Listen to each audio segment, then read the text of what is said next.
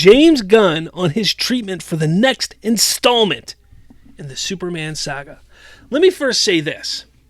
When he says Superman saga, or saga, or whatever you want to call it, that does not mean that the DCU no longer exists. That does not mean that they've abandoned what they are making. Do you guys remember? I think some of you do remember. I talked about something a few months ago. Some information that I was passing. Oh man, after I just went off on scoopers, I'm going to bring this up. Man, I'm a piece of shit, aren't I? But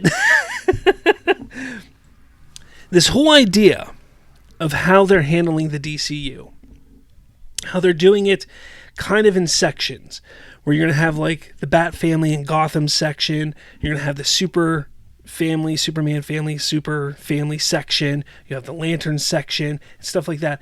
Yeah, they can all cross over from time to time, but for the most part, you're going to have these secluded areas where you're going to focus on Superman and his group of friends and family and everything like that with movies. You have the Bat family and that all going on over there. And then eventually you'll have crossovers, and sometimes a character will jump here, sometimes a character will jump there. Now, my original discussion about that was about Gotham and the Batman family side of things. But it looks like they're really starting it with Superman here, which is really interesting. So that is what I'm believing what they're doing here, is how they're doing this. Is, they have the DCU, and it's kind of like, okay, here's the DCU, and inside the DCU, you got these little pockets. You got Superman pocket, Batman pocket, Lantern pocket, so on and so forth. And it's basically just like comic book runs. Like in the comics, you have your Superman comic, you have your Batman comic, you have your Green Arrow, you got your Green Lantern. And every once in a while, you might see Green Lantern pop up in a Batman comic, or Batman pop up in a Superman comic every once in a while, for some reason, and the story calls for it. But they're not there long. But then you might have, like in the old days, you'd have your big annual where all of them come together. And that's how I think they're going to kind of do the DCU. That's just my thought on that. So we'll see. We'll see if that's exactly how they're doing it. Like I said, it's something I was told a number of months ago.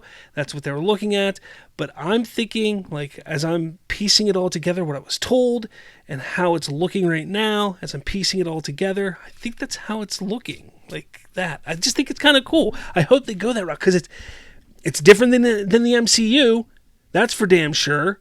It's different than the MCU, and that's what people want. They're like, we don't want a copy of the MCU. Well, this is different. So what are you complaining about? But anyways, he says we're scheduling it now. He says, I'm totally done with my treatment. He says, my treatments are incredibly intense. They're not regular treatments. They're 60-page treatments with dialogue and everything. And so now I'm just turning that into a script. We're planning out when we're going in to shoot that. It's going to be much sooner rather than later. It's really interesting that he talks about treatments like that, because I've sat down, I've tried to write treatments before for stories. Typically, like when I write a story for something, I'll write a treatment. And a treatment typically should be like maybe 10, 15, 20 pages max. Like 20 pages is even a lot. Like 10 pages is really what it should be. And that depends on how big the story is. So like the book I'm writing, for instance, that I'm about a quarter, maybe halfway through about. And like when I sat down and wrote the treatment for that, I was writing the treatment, and I have this habit of like, I have dialogue in my head, so while I'm writing the treatment, I start putting dialogue into it. And that's not what a treatment is for. A treatment is just supposed to be like, here's the story. Here's kind of who the characters are in it. This is the story of like what's going, like the main protagonist. Here's what's going to happen. Here's how it's going to end. Here's some of the main points. Like here's the message I want to get across. Like that's kind of really what a treatment should be. Heck, I mean, you could get a treatment done within like 3 to 5 pages. 10 pages is even a lot, like I said. So like you can get a treatment done that fast. So to see that his treatment is 60 pages, to me it seems like he probably started writing a treatment and then he just got into the flow and it just became like more of a script / treatment as he was writing it.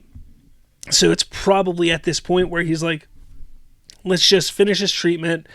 I'll probably pass it to Safran or somebody he trusts to read it to see how the story feels. If it feels like a good story, if they liked it and said, yeah, it sounds good, he's probably going to turn it into a script then. And that's what he's going to do.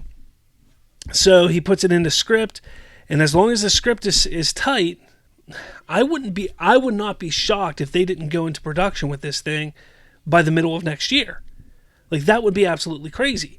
Like, but it makes sense because, you know, you figure they're trying to get Wonder Woman going, they're trying to get Batman going, they're trying to get some of these other characters going, but if those scripts aren't right, if they're not getting where they need to be, they need to get these movies moving. They need to get them moving. So they need to have content to come out. So this next movie, absolutely, you know, they got Clayface that's going to start filming here soon. They need something to be going right after that. So this could be the next thing going right after Clayface. So that gives a little bit of time for one of those other films to get polished up and ready to go. So it makes sense to me, and that's exciting. Like, to just keep building out Superman and the Super Family, whether it's going to be Supergirl and Superman against, well, could it be, I don't know, Brainiac? You know, this little tiny frame here from the little documentary that they've been posting on, that they posted on YouTube, shows where, I guess, was this a drawing from James Gunn, I think, where he was drawing Supergirl, Superman, and behind the hand there is Crypto. But right here, that definitely looks like Brainiac. And I was thinking about doing a discussion on this Making of Superman documentary they put up on YouTube. But you know what? Why I decided not to? Because Real Anarchy did. Go watch his videos on it.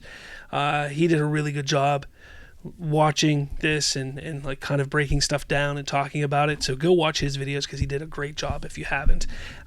Throw out some love to my boy Real Ben over at Real Anarchy. Yeah, go watch his stuff. But no, honestly, like, was this like a little hint saying, hey, Brainiac is coming.